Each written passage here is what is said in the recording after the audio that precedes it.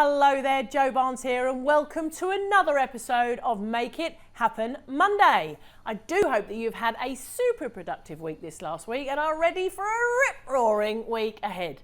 Now today I want to talk about thinking like an entrepreneur.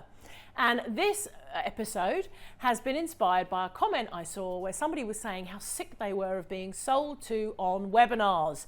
Webinars are dead, they're a pain, they're just big sales pitches, and I don't want to know anymore. I'm fed up with it. And this is not that for the first type of comment that I've seen like that. I've seen lots and lots of comments over the years really of people that are fed up with the sheer amount of emails they get, or the landing pages they see, or the sales pitches, sales pages, webinars, etc., etc. In fact, I even had a conversation with my sister the other day where she was saying, wouldn't Facebook be great if it wasn't for all the adverts? And as I explained, if it wasn't for all the adverts, then we'd have to pay for it. But that's another subject altogether. I'm digressing. So I wanted to share with you how I look at webinars.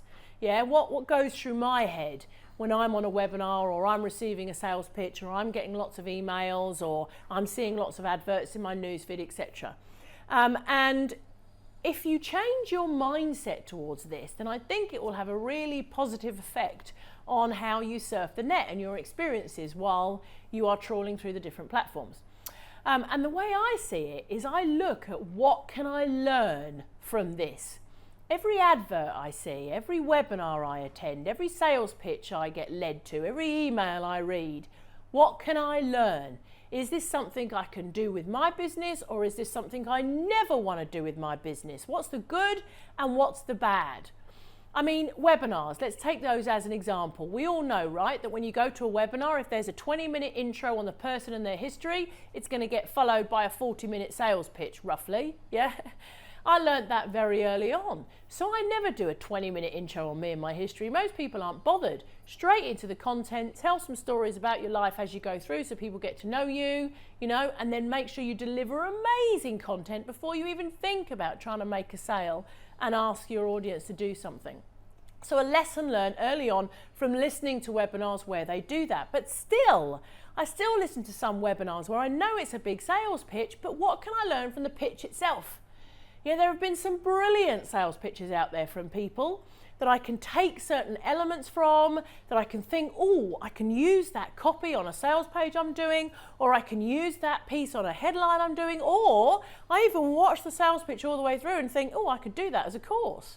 I could put that all together as a course and, sell that as a course to my subscribers. So, there's always something to learn.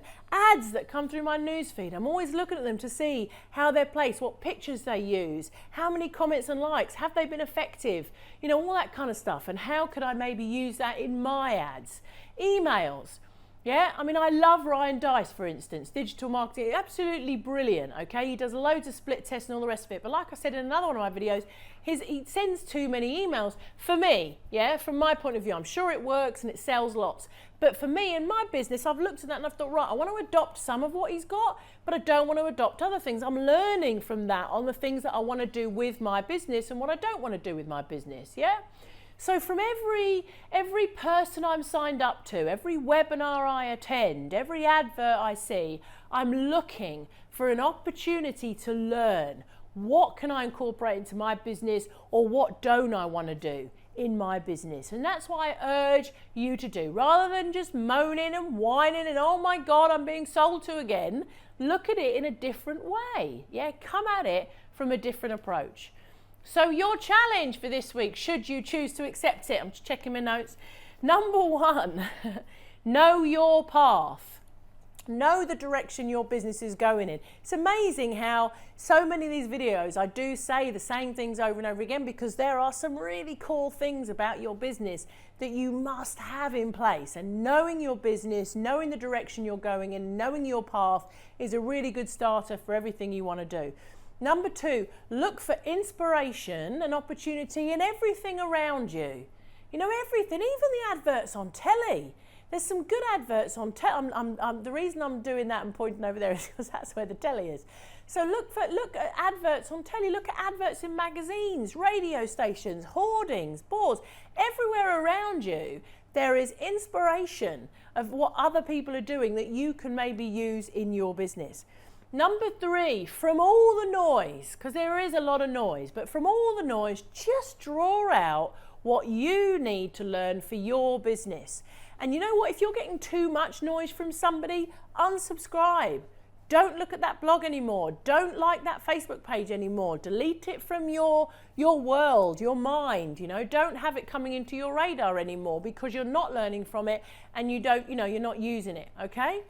But just draw out what you need to move you closer to your goals from all the noise around you. But most importantly, number 4, most importantly, look for learning in every experience. Good experiences and bad experiences. Look for the learning. What can you learn? What can you take away? And that should make your internet experience a lot more pleasurable. So thank you very much for joining me this week. I do hope you found it useful. Of course, do please share with friends and colleagues if you have. Subscribe for updates and goodies I send to my subscribers. And of course, come and have a chat with me in the comments section below. In the meantime, live on purpose this week and make it happen. Thanks for watching, and I'll see you again next week. Bye-bye.